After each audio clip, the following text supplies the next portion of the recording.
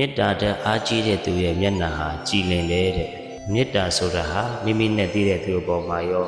မိမိနဲ့မသိတဲ့သူအပေါ်မှာပါကောင်းစားစေခြင်းလားအဆင်ပြေစေခြင်းလားဟာမေတ္တာပါပဲစိတ်ထဲမှာမေတ္တာဓာတ်တွေအားကြီးနေပြီဆိုရင်အဲ့ဒီမေတ္တာဓာတ်ရဲ့အရှိန်ဟာမျက်နှာမှာပေါ်တယ်ကိုယ့်ရဲ့မျက်နှာဟာအရင်နဲ့မတူတော့ဘဲနဲ့ကြည်လင်လာတယ်အေးချမ်းခြင်းတွေဖြစ်လာတယ်မေတ္တာဟာသူတစ်ပါးတွေကိုလည်းကုဆက်စေတယ်တဲ့ဒီမေတ္တာဓာတ်တွေအားကြီးလာပြီဆိုရင်စိတ်ဟာဘလို့လောကဓာတ်တရားနဲ့ပဲကြုံလာ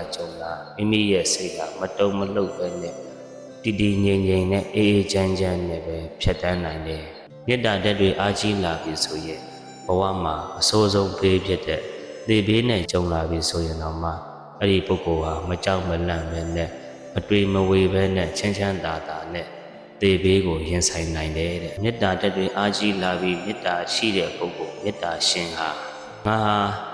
အပယ်လေးပုံကိုကြားမှာပဲဆိုပြီးတော့ကြောက်စရာမလိုဘူးတဲ့ဘာလို့လဲဆိုတော့မေတ္တာရှိတဲ့ပုဂ္ဂိုလ်ဟာတည်လုံတဲ့အခါမှာလည်းပဲဓမ္မပြည်ကိုတော့ပို့ဆောင်ပေးနိုင်တယ်တဲ့ဒါကြောင့်ဦးဇင်းနဲ့တကွဓမ္မမိတ်ဆွေများအားလုံးတို့တွေက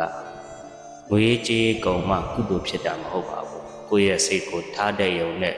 ကိုယ့်ရဲ့စိတ်ကလေးကိုကုသိုလ်စိတ်လေးနဲ့နေလိုက်ယုံနဲ့ကုသိုလ်တွေများစွာရရှိမှာဖြစ်ပါတယ်ဒါကြောင့်ဒီနေ့ကစပြီးတော့မေတ္တာနဲ့တာဆက်ဆံပါမေတ္တာနဲ့တာပြောဆိုပါ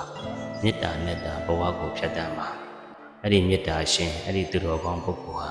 ဒီဘဝမှာလည်းအေးချမ်းတယ်လို့နောက်ဆုံးဘဝမှာတော့မှကောင်းတဲ့ဘဝတွေ